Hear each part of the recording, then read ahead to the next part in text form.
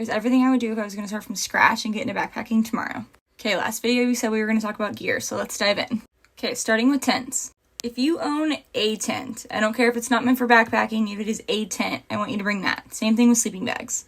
Really don't focus too much on that it weighs X amount more than a normal backpacking tent does. The reason I say that is because sleeping bags in tents are huge, like 10-year plus investments, and they're expensive.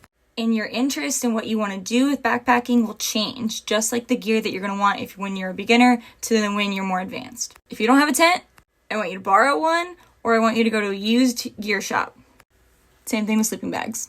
Sleeping bags are also very dependent on which trip you're going on, where you're going, what's the weather like. So it's really hard to pinpoint what type of backpacking you're going to be doing when you don't even know if you like the sport.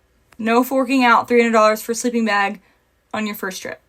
For sleeping pads, you could buy a cheaper air pad. You don't need a really nice therm-a-rest one, or an accordion pad, depending on what time of year you're camping in.